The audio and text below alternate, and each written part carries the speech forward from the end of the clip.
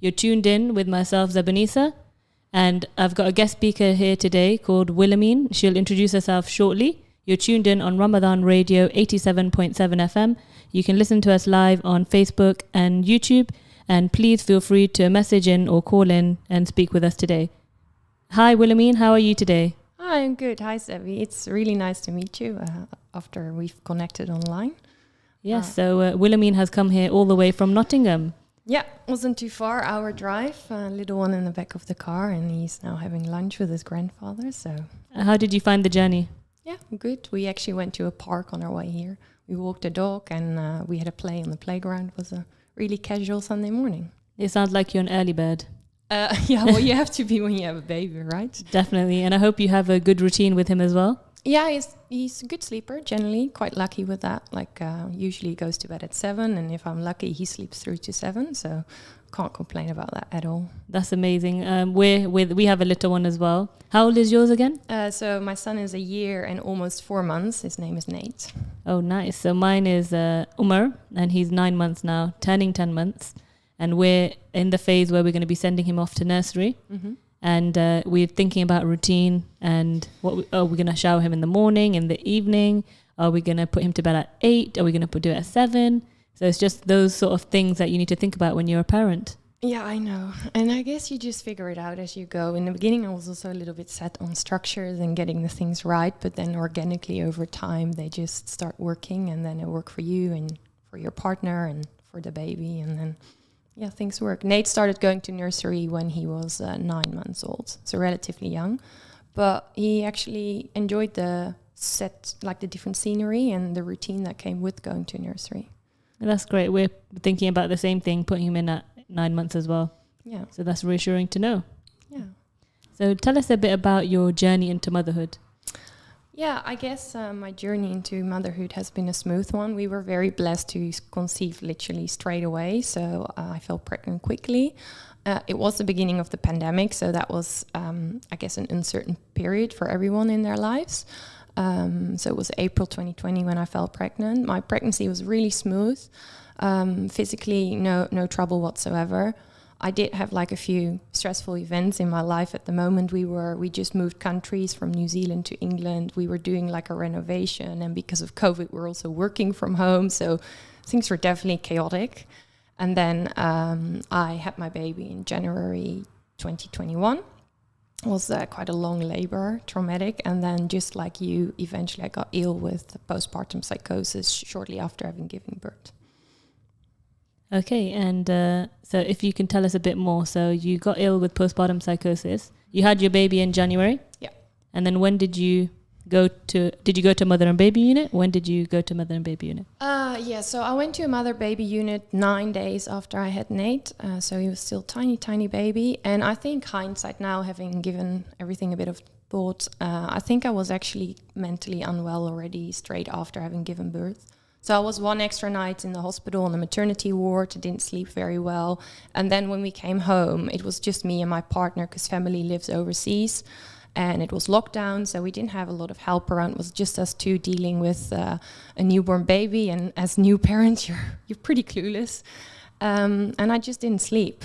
And that didn't sleep, like, it was not because the baby wasn't sleeping. It was actually because I couldn't sleep. And I slowly started, like, spiraling out of control, just really manic state. And I think after 3-4 days, it got worse. And I started to get what they call deliriums and, like, delusional beliefs. And I start thinking that I could, I had a puzzle in my head. I was convinced I had a puzzle in my head. And I was very focused on the fact that I couldn't sleep. And then I started to think, if I can't sleep, then I can't care for my baby. And if I can't care for my baby, then my baby's going to die. And then things really got worse pretty quickly. And I was admitted to the Nottingham Mother and Baby Unit, I think on the 16th of January. My son was born on the 7th. Yeah. Okay, so like under 10 days. Yeah. So that story is pretty similar to myself as well. Mm-hmm. I didn't want to sleep either. I was quite restless, and I just wanted to be with my baby at all times. Mm-hmm. And I think being a new parent especially, you worry too much sometimes about the baby. Mm-hmm. And then sometimes when it goes into excessive worry, it can lead to a mental health illness. So it led, unfortunately, to postpartum psychosis for the both of us. Yeah. And I was pretty much admitted day 10 as well. Was it? Yes, it was about day 10 as well. Yeah, so now that I feel better, I've done a lot of reading on it, and not everyone is admitted that quickly. And on a way, I don't feel lucky because, I mean, only 1 in 1,000 suffer postpartum psychosis. So, yeah, I suppose you can't call it lucky when you suffer a mental illness that is that severe and that detrimental to you and your family. But in a way, I also know that I was lucky because, first of all, it was picked up pretty quickly. Some women suffer quite long before they figure out, the midwives or other caregivers figure out that she's suffering from a psychosis. And then not everyone is lucky that they have a bed in the mother and baby unit, so they get admitted to a psychiatric ward, a general psychiatric ward without their baby. And that's even more stressful, of course, for various reasons, and it really impacts the bonding that you have with your child. So in my case, it was figured out pretty quickly by a midwife who came to visit us. Then I was admitted to the mother and baby unit that next day. And the baby unit was in the city where we live, where some families like you, for example, have to travel quite a long distance. That's correct, yeah. Mm. And to imagine that in Wales, they didn't have a mother and baby unit, but they've opened one now. Yeah. So thankfully, people in that area can now have support where they need it. Yeah. Yeah, and also in my case, I'm not from the UK. I've only lived here 2.5 years. I do kind of, my point of reference is the Netherlands, which is where I'm from. And I realized that actually in the UK specifically, maternal mental health care is quite good. So I guess I was in the right place at the right time in a weird way. Yeah. I have to say the services are fantastic. When you are ill, they do come and help you. Yeah. And if they could offer that to new mums in general, that would be fantastic. But obviously there are budget cuts. Yeah. Yeah, I don't know. It's really difficult because when I was ill and I was at the mother and baby unit, I didn't feel like I was cared for properly. And I feel really bad about that now. But I was so confused and upset and stressed. And I felt like I was, almost like a prisoner in a place that I didn't want to be. And I was very critical towards the caregivers, whereas they are lovely nurses working there, amazing ladies. I'm very thankful for the way they helped me. But at the time, especially in the beginning when I was still severely psychotic, I was like going on and on about how things were terrible and I didn't want to be there. Was it like that for you? I feel like when I was ill, I was 10 times my personality. I was a good negotiator. I was a good communicator, non-stop talking. Yeah, me too. Yeah. And for instance, when they wanted to give me medication, it would be a challenge all the time. Yeah. They'd come to administer to me medication, and they'd just say, "This is the same we gave you like yesterday or in the morning," and I'd be like, "I don't care. I want a printout of this medication because I need to be aware of what you're giving to me. I don't trust you, and until I trust you, I'm just going to need a printout every time." Yeah. And every time they would just give me the medication to see if they could just try to give me medication without paperwork. And every time I'd say, I am aware that I need, that I've been telling you from the beginning that I need this paperwork about the medication. And I'm aware that you're not listening. So in the beginning, I used to tell them all the time, you're not listening. All you people need is listening skills. So I used to be a bit blunt as well with them. Yeah. And I think I did challenge them. And I did use my knowledge on them, so my psychology knowledge on them as well. Yeah. So I felt like I was treated a bit differently than the other patients because I wanted to be informed quite a lot. I was exactly the same. I think we have a lot in common because I've not a background in psychology like you, but I've got a background in public health. So I'm a researcher. So I was also hypercritical.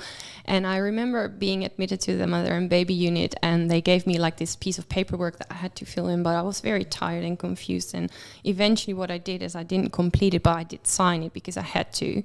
And I think I kept that in the back of my mind. So then the next morning I walked out like in anger and rage and I said, where is my consent form? Because I signed for something that I don't agree with. And I kept going on about the consent form and they were like, what form? What are you talking about? But I also really was like focused on like the kind of care. I didn't trust the nurses. I also, like you, didn't want to take my medication in the beginning. There was a high level of distrust about the moments when they would take my baby away. Just for me to rest because I thought I wouldn't get him back. And then I would phone my mom and say like, oh, they've taken my baby. So yeah, that level of distrust was really, I think, difficult for both me, but also the caregivers. I think in the beginning for me, I didn't notice they were taking the baby. Yeah. So they would take him for short intervals because they knew I didn't want him to be separated from me.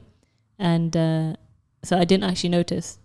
But when I did notice, I would allow them to because I thought they're helping me. And that slowly I started trusting them because they were doing something for me. Yeah. And I think in the beginning, I went through like the struggle, you know, the breastfeeding struggle, where you want to breastfeed, but you can't because you're ill. Yeah. And then you don't want to acknowledge you can't breastfeed. And so in the beginning, I just told them, I need my baby to be fed. So I used to give them a lot of pep talks. And I used to sit them down and say, so for one pep talk, I'd say, I need my baby to be fed. I know I can't breastfeed. So if you can just feed him without me knowing, but just tell me he's been fed, that's okay with me. Yeah. I don't want to know about bottle feeding or anything like that because I don't agree with bottle feeding. Yeah. My main priority is breastfeeding. And I'm not ready to accept that I can't breastfeed. So if you can just feed him and then return him, and then when I'm better, I will start feeding him. So then I set myself goals all the time. Yeah. When I was ill, I was setting myself goals. And I think they encouraged me to do that. And they enjoyed that because they didn't really have to sit down and set me a goal. Yeah. And like with patients, when you're in the mental health system, they come to you and they give you a care plan. They discuss it with you. But instead, because I've worked a bit in the field, I used to do that with patients. So then when it came to me being the service user, I was doing it on myself as well. So I was making my own care plans. And I think they found it quite easy because I was working with them as well as being a patient. Yeah, I don't know what the ladies in the mother and baby unit think of me. I think I was quite a troublemaker in the beginning, but then once I kind of got a little bit less psychotic and my medication started to work, I was very collaborative as well, and I was very keen to socialize and to make use of the system that they put in place, and I was also happy to take their help. And the breastfeeding journey, I want to come back to that. That was hard because I think society really pushes for breastfeeding, like breast is best, which I think in a lot of cases is, yes, it's ideal, but it's not easy. And I was very focused on breastfeeding, but I was struggling with it. And I eventually combi fed my baby for 9 months. But that was a struggle. And I think I really continued doing something because I was so determined and eager to do it. But bottle feeding was actually, I think, his main source of nutrition. But I kept focusing on wanting to breastfeed because I knew it was important for him and for the bonding. And I also already knew that psychosis affects the bonding, so I wanted to make it work. But I was very upset about formula feeding, just like you. I find that interesting because I think women get pushed a little bit maybe too much about like having success with breastfeeding. And whether you have a mental illness or not, establishing the breastfeeding is difficult. And when you do all these antenatal courses, we did quite a lot. Did you do a lot as well? I did one, an hypnobirthing course online, and then I did one other kind of more like a one-day workshop online, which was focused on the first postpartum period that also covered breastfeeding. So when we did a lot of courses, my husband and I, and a lot of them were just focusing on breastfeeding and encouraging breast is best, like you said. Yeah. So when you mentally prepare yourself for something and then it doesn't go according to plan, it's a bit devastating for yourself. So you just have to try to, unwind and try to realize that, sometimes it's not in your destiny to do something that you really want to do. Exactly. And I think what is an issue is that as a new mother or new parent, doesn't matter mother or father, you want to do what is best for your child. So I understand the focus on breast is best, but if that stress is actually being counterproductive because you want it so badly and it's not working, then it makes it even more difficult, and it does impact your mental health because it's like that first feeling of as a mom that you're like not performing and you want to so desperately do well, but in the same time you're going through a massive transition in your life as a new mom, and you have to figure things out as you go. And yeah, I mean, I've got a few friends who also had babies in the last years and they didn't have a massive mental health disease like I did. But like you've got latching issues. Sometimes the milk production doesn't come, tongue ties. Like there's so many reasons why breastfeeding can be difficult. And I think we should be a little bit more open-minded towards the fact that what works for the one might not work for the other. And yes, maybe it's best for the baby, but if it's not good for the mom, then that's also affecting the baby, isn't it? Definitely. So if you just tell us a bit about your recovery. So how long were you in the MB for? How was your recovery? How are you feeling now? Well, let's start with that one. I'm feeling really good. So we're a year and 4 months on now, and I can say that I'm back to normal. But it took me a long time. So I was in the mother and baby unit for 3 weeks. I got discharged relatively quickly. Hindsight, I think maybe too early, but I just like you, I kind of was like, okay, right, I know this, I'm going to do this. And I started to almost play like this little game. I'm very competitive. What you said about like, it was myself in 10 times, I had the same. So my kind of competitiveness and eagerness to do well really came out. So I kind of started just ticking the boxes for a very quick discharge. And then because of COVID, the system was that like normally you're released a few days, you get leave, and then you come back to the mother and baby unit. But because of COVID, you had to isolate. And being alone in a room is really hard. So when I was on leave for the weekend and I came back and I had a discussion with my then psychiatrist, she's like, well, if everything really went well, then, you know, maybe you can actually really go home. So I was home after 3 weeks. And I thought, okay, that's it. I'm done now. But that was just the beginning of a very long recovery journey. And I struggled a lot. I actually had a relapse. So in March, I became unwell again. It started again with the restlessness, not sleeping, mania. And then I had to be admitted to the mother and baby unit again. So I went in for 3 more weeks. Which was, in a sense, I would say a lot worse than the first time because I knew what was happening. And my delusions were a lot more confusing. I started believing in things that are really not even close to me. Like the first time I was confused, I had a puzzle in my head and there was a PhD, which is a little bit related to my personality and what I do for a living. But the second time I believed in hell and fires and devils, and it was just a lot more scary. And I was more aggressive, and it was just a terrible time. And then I came out of the MBU after 3 weeks again. I was on leave. I decided to spend most of the summer in the Netherlands, close to my family and friends, which was a difficult time as well because my partner had to stay in the UK because he had to work. So I was closer to people who were important for me. And I think the support of family and friends is really critical in that period. But I missed him, and he missed me and the baby. So it was difficult. And then I came back in August and I thought, okay, right now I'm ready for it. And I failed quotation marks, but that's how it felt to me massively because I just wasn't well. And then I got depressed. So then that was a tough time. And I would say the turning point was around maybe the 9-month mark for me. That's when I started using some antidepressants. I started working again. We will get back to that later maybe. And over time, I started to enjoy things a bit more again. I started to gather confidence. We had to travel overseas to South Africa because my father-in-law passed away, which was just, I guess, trauma on top of trauma. And it was very dramatic. But it was a good time in hindsight as well because it was me, my partner, and our baby with family and friends in South Africa. And it was just really good to be in a different setting and scene and have quality time as a family.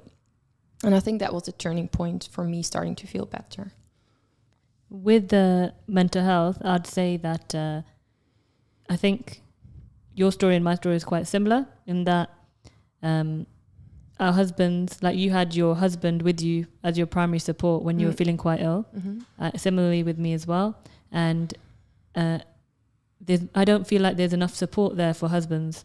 No. And our husbands have made a big sacrifice. They're going through a lot, being a first-time dad. Yeah. And then also trying to help their wives who are going through mental health and a mental health illness. So postpartum psychosis are not a lot of BAME communities know about it, or not a lot of people generally know about postpartum psychosis or how to deal with mental illnesses. So it must have been very difficult just having you and your husband was it for both times that you were ill, or? So the first time my parents were able to come over, it wasn't easy because of lockdown and travel issues, but they did manage to come over. So that was a support. But the second time it was just my partner. And it was very hard for him, I think, for various reasons. Like you say, there's no additional support really for them. There's a little bit, but I think they go in this survivor mode because they want to take care of their partner who is really unwell. They want to take care of the newborn baby. So like their own mental health probably is not their top priority, but obviously it is affected when you're going through such a traumatic and life-changing event. And becoming a parent is challenging in general because things change. And then on top of it, you've got like your partner who's in a psychiatric unit. And you don't get to spend time with either your partner and the baby a lot. So and what's meant to be like a time that is going to be cherished, a good memory, the first 2 weeks. And you as the mum are in a baby unit with your baby. And then obviously nobody's mentally prepared for that. So you and your family are going through all sorts of emotions. And I'd say, to sum that up, I'd say it's a sacrifice that you make. Yeah. Yeah, and I think it's also, like I said, I mean, guys, I don't want to generalize too much, but to talk about these feelings is maybe hard for everyone, but maybe a little bit even more so for guys. And then I think they really go into the protective survival mode. So I think their emotions and feelings are really pushed like to the back. And I think this process of healing for me is still ongoing, but probably for him as well. Yeah. And I really think there should be more support for the partners and families in general. Definitely. I definitely agree with that 100%. So when it came to my recovery, I went through postpartum psychosis like yourself, and then I did go into like depression, anxiety. I heard that it's quite common to go through when you're recovering, to go through all these emotions. So even having lack of confidence. So there's all these emotions that you're going through while you're recovering, and there's nothing you can do about it because you have gone through something and you weren't mentally prepared for it. And then when you come out of it and you snap out of it, you have feelings of guilt, you have lack of confidence, you have anxiety, you can even have depression. So these were all sort of things that I went through that took me a bit longer to recover. Was it something similar with you? Yes. And I think, I said this to you before privately, I think you recovered so remarkably quick, actually. And so did I. So we're both sitting here like not even, well, in your case, not even a year later, and you're doing so well. But yeah, it's a long journey. And I remember that when I was admitted, we were given a leaflet from Action on Postpartum Psychosis. And the leaflet does say like it takes on average a year. And I just thought, a year, how can I feel like this a year? This is surely not a year. But for me, it definitely took like around about a year. And I struggled maybe even more with that like aftermath that you're talking about, like the depression. The depression was really difficult. Like I was just so dark and no energy and no joy in life. And I couldn't see solutions to kind of minor things that are normally not problematic. My coping skills were just close to zero. And I was also anxious. And that's a feeling that I'd never had in my life before. I remember traveling to South Africa, and I've traveled quite a bit for private life and work. And I was just getting anxious from being at an airport and having to put my bag through a scanner. And then I, by accident, had baby food in there. So I had to kind of, unpack the bag thing. And I was just like sweating, and I was so anxious and stressed. And those were feelings that I didn't know. But the important thing was, when you were anxious, you still went ahead with it, and you still traveled abroad. Yeah. When I was anxious, we had, in our religion, we circumcised the baby. Yeah. So we were going to get him circumcised, and I was so anxious. I was just walking up and down and stressed out. But in my mind, I had that fight from the beginning till even now. I have that fight in my mind where I'm saying to myself, I'm going to get through this. Yeah. I'm going to be a good mum, and I'm going to better myself. And even if I'm going through, say, anxiety, depression, postpartum psychosis, I will get better. So I think that's what you need. You need to have that fight to get through it. And obviously having other mums like yourself talking to each other, supporting each other, and you can get through it. Yeah, but I think it is that's definitely a lot of resilience that you're showing, that like you are determined to make it work, even though you're anxious. You're like, I'm going to get through this. I'm going to fight. And I also stayed in this fighting mode. I was determined to get over it, but I wasn't actually believing it at the same time. What you just said really resonates with me. Like, I am going to be a good mom. I also kept saying to myself, I'm a good mom. I'm a good mom. It even is scribbled on my medical notes, because I was scribbling a lot when I was unwell. And it all says, I am a good mom. And I think I was literally writing that on pieces of paper, like Post-its throughout the house. But I didn't believe it. And that's just an example, but it was actually with everything in my life. Like, I was also returning to work. I was really keen to return to work because I was hoping it would give me like this sense of self-identity and self-confidence and joy, because I really enjoy my work and I'm quite passionate about it. So I thought, okay, I'm going back to work and I'm going to find myself again. But I didn't, because it was hard, and just like I'd mentally struggled in my private life, I was doing exactly the same in work. And I remember writing an email and literally like checking every word and saying like, oh, is this correct? Is this? And I also was second guessing my English skills. English is my second language.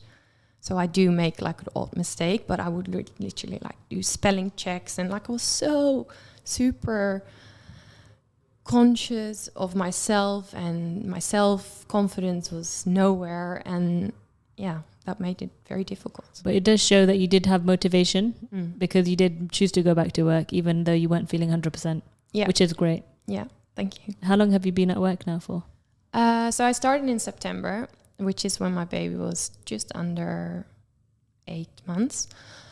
Then I worked in September. I had to take like a lot of leave in October because my father-in-law passed away. And then I really started working again in November, so that November, 4 or 5 months now. Okay. I work part-time though, so I work 3 days a week.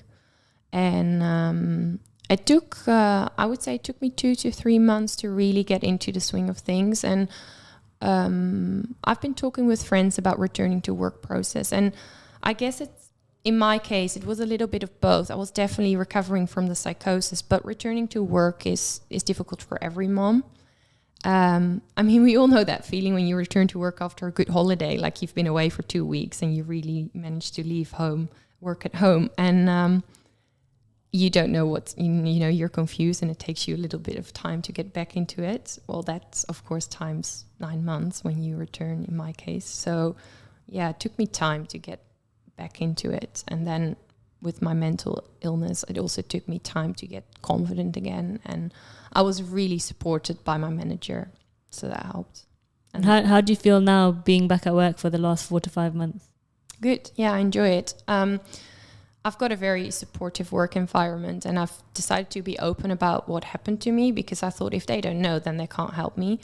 And I think in general, there's a good move around like more understanding of moms returning to work, and that it's a difficult time because, you might be suffering with sleep deprivation. You've got other stuff to do around the house, so your priorities have naturally shifted. But I enjoy it because there's also like now 3 days a week that my son is at nursery. He loves nursery, so I'm lucky in that sense. And then he's got a good time. I don't have to worry about him. I do stuff that I like. So I really enjoy that balance of doing something for me that is about me versus being a mom, and finding that identity, that self-identity back, that it's a little bit who I was before being a mom. Yeah, so with us, I'll actually be going to work in 1 week's time. Okay. So we're looking at childcare options, potentially putting him in nursery. And it's just about, I think all moms go through this, the anxiety of having to leave your child in a nursery, him not being with you, then him crying his eyes out. So this week we'll be going through the settling period of getting him to settle into the nursery. And we'll just see how it goes. And it's been 9 months now, 9 to 10 months since I've not been at work. So I did message in my mum group saying, how did you find it going back to work? And it's reassuring to know that all mums are going through something. All mums are saying that it's a bit difficult, but it'll get better. So we'll just see how it goes. Yeah. How do you feel about it? I feel like I'm ready. Yeah. I'll be going back full time.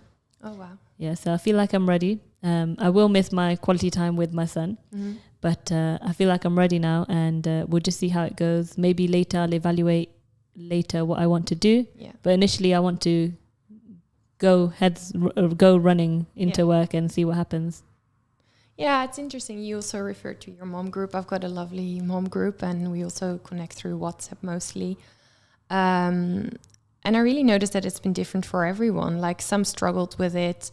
Some had like babies that settled in nursery straight away. Some had like really like this difficult transition period that nursery is actually difficult because, you know, your baby's crying and it doesn't like it. And then you get uncomfortable and you worry about your child. And yeah, I guess also your priorities have shifted as a mom. So you might think like before you had a child that you're like career driven and you want to continue working full time, and then you hold your baby for the first time and you kind of never want to go back to work, or the other way around. Yeah. And I think we all have this like preset ideas about like, oh, once I'm a mom, I'm going to be like this. And if I learned one thing this year is that you might have all these ideas about what it's going to be like, and it's not. I think if you would have asked me a few years ago, would you go back part-time? I would have said, no, I'm going to work full-time. And now I work part-time, and I really enjoy the balance of working, but also having quality time with my son now that he's still so young. Yeah, it's very important. I think it's important to set that routine with him, have that quality time with him, and just spend good time together, because before you know it, he will be 10 years old. Yeah. And I guess it also differs for every person. My friends in the Netherlands also returned to work, who became mom, and they returned to work quicker than what is normal in the UK, on average after 4 months. But because the Netherlands is such a small country, family and friends are always around the corner. So a lot of them have like a combination of childcare and having their child with grandparents. So I guess that's also different per person. Are you going to put your child in nursery for 5 days, or are you going to do 3 days with nursery and 2 days with grandparents or other family and friends? And I guess my decision to go 3 days is also because I've got no friends and family. Well, I've got friends now, but I don't have family around who I can just park my son with for a day a week every week. Yeah, you said your family are from the Netherlands. Yeah. And my partner is South African, so we live in England without family around the corner. So for us, the 3 days a week just worked because I personally also wanted to spend some time with him and not have him in nursery 5 days a week. Yeah, that's understandable. Is it expensive? Yeah. And it's understandable. I mean, that's that's another topic, the prices of childcare. Yeah, we're just coming to realize that it's quite expensive to have your baby in nursery. But on the other side, it is good to have them there because they're interacting with other children and babies their age. Yeah. And like we only have one child, so it's a nice interaction to see that, and they learn these skills quicker potentially. Yeah, and in my case, my son loves it. Honestly, I drop him off in the morning and he's like happy to go. That's great. Yeah. Do you drop him off yourself? Well, my partner is now away from work. He's overseas, so I've been doing it myself. But in the beginning, we would do it on turns, or we would even do it together. But yeah, I've got a nursery around the corner. It's a 3-minute walk, so not bad. We will also be dropping him, but potentially getting his dad to drop him, just because when he is with me, he has separation anxiety. Yeah, he might cry for half an hour, 45 minutes. Oh. So I'd rather... He's going through that phase. I don't know if your son went through the similar phase. No. Okay. My son is a bit of a weird one. He just runs off and he forgets about me. Oh, bless him. So he really does enjoy nursery. Yeah, he does. He hardly ever cries. Sometimes I pick him up and then he can see me, and then there's this moment that he's like, oh, she left me alone the whole day, and then he would cry for a second. But usually he doesn't cry when I drop him off. That's good. That's good to hear. Every child is different, and I hope my child can go running and into nursery without crying one day. Well, they get there, and even also, I think the nursery nurses are really good. Like they also they help you with that because they know it's hard for moms. So you having that settling in session. I remember that I had the settling in session, and they were like, "Oh, don't be too nervous, and we know it's difficult for you." I thought they were very thoughtful and caring also towards what it's like as a mom to go to nursery for the first time, not just the baby. And even now, sometimes when he does cry, when I drop him off, they're like, oh, just go and he will be fine. And then they usually cry for a few minutes and then they're happy again. Yes, so we'll just see how my little one does. Yeah. Obviously, I will update you. Yeah. If you want to follow myself or Willemijn, you can follow myself on Instagram, which is mummode24_7. So that's MUMMODE 24_7.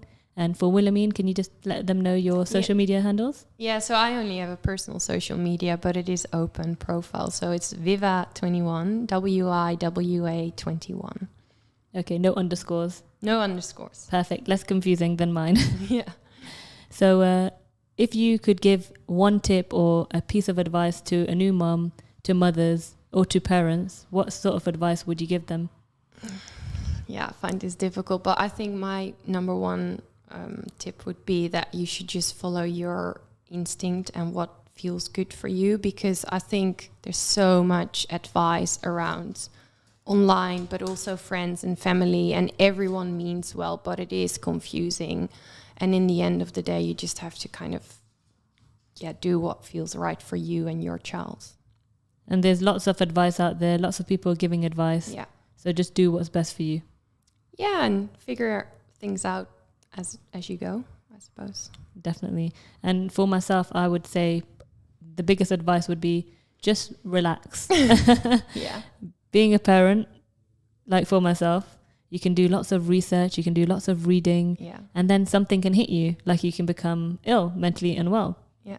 And then you don't know what to do, and you feel not prepared, and you feel like you're all over the place, your world's collapsed. So I'd say relax, take it easy. Don't put that pressure on yourself.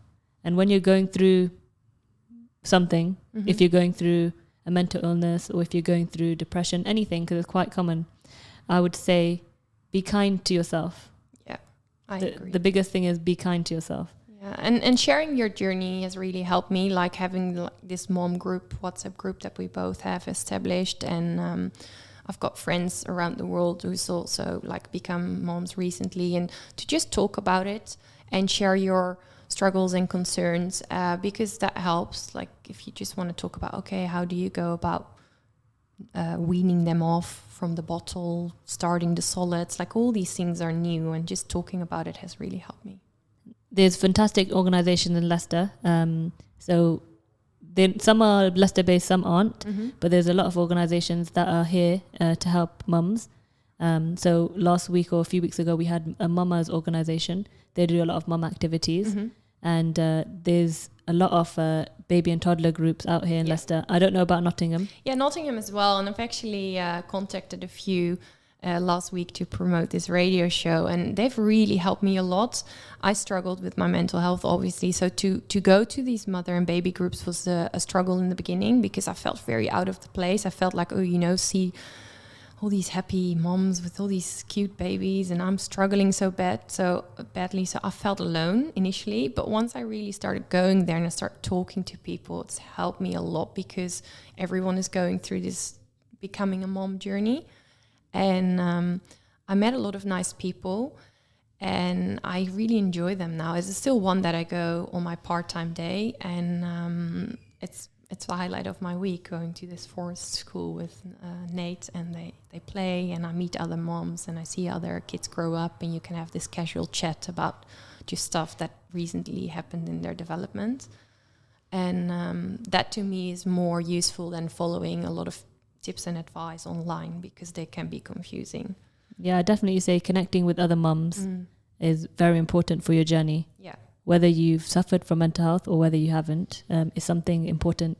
And if you have sometimes you might feel alone, but don't feel alone, because there are these groups out there that can help support you, even if it's something as little as, how do you change a nappy, or how many times shall I bath my baby? Yeah. So that's my question, because I'm bathing my baby all the time, every day. How often? Every day. Yeah, me too. And my husband says to me, no, don't bath every day. Do it every other day or every 3 days or something. But for me, I want to bath him every day. Yeah. So you have these sort of discussions with your mother, with these baby groups, and it's just helpful, because sometimes you don't need to be fixated on going online and Googling everything. You don't need to Google everything. You just have at the palm of your hands this group that you can ask for reassurance or anything, whatever you want help with, they're there to support you.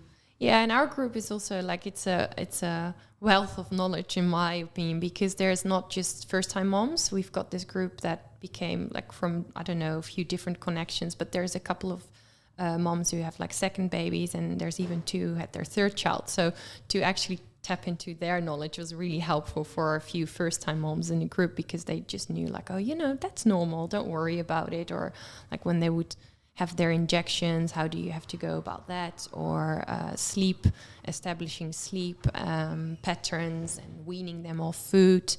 And it's also quicker to just ask a few people and then they share opinions, because if you go online and you start to read all the reviews and forums about what is the best stroller, then you can easily spend an hour and a half of your day online. I just wanted to raise awareness of something that's happening next week. It's called the Maternal Mental Health Awareness Week. Mm-hmm. Are you aware of that, Willemijn?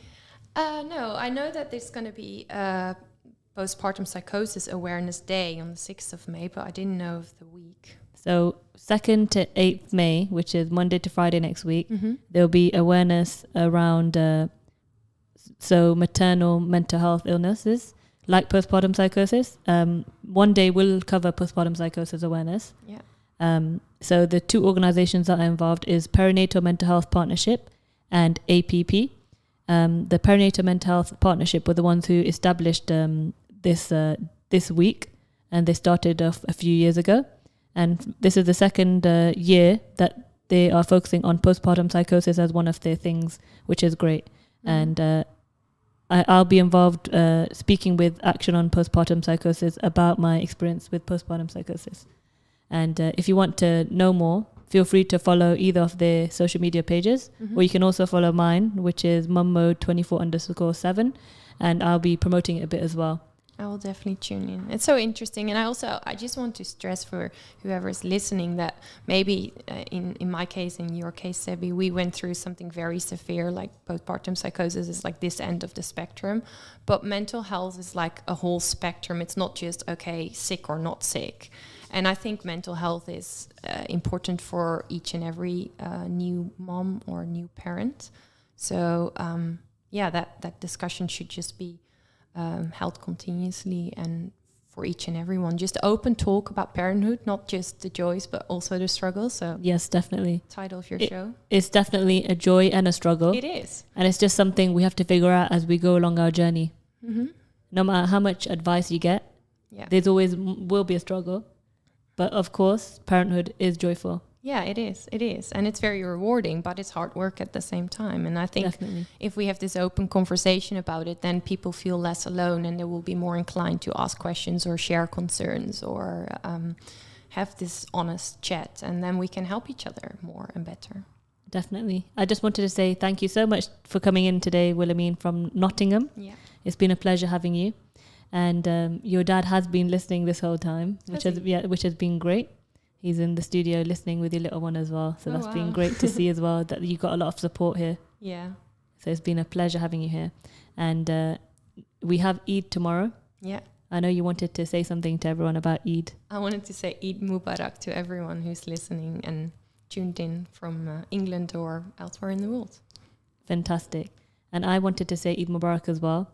It's been a pleasure doing these radio series, raising awareness of mental health and maternal mental health. And it's been great you've seen the team today, they're doing a fantastic job. Yeah. So we have brother Rakil and sister Sabiha and other people that have helped on the radio this year. So they're doing a fantastic, fantastic job. Thanks, Sabi. Yeah, it's been a pleasure having you. And if you wanted to say a last thing on the radio before we finish for the day, was there anything, any last words? Well, I was thinking about the tips when you asked me to think about a tip for parenting, and then I have this list of a lot of serious stuff, but the funny thing that I wrote down is get yourself a microwave. I never had one, but it's really helpful to have a microwave when you're a new mom. Definitely. Yeah. And the amount of things you have to sterilize as well, right? When you're a new mom. Yeah. But yeah, it's been a pleasure speaking with you. Jazakallah khair, everyone, for listening on Ramadan Radio 87.7 FM. If you want to follow Willemijn, you can follow her on, WIWA21? Yeah, WIWA21. And for myself, you can follow me on 24_7. So that's MUMMODE_24/7. Jazakallah khair.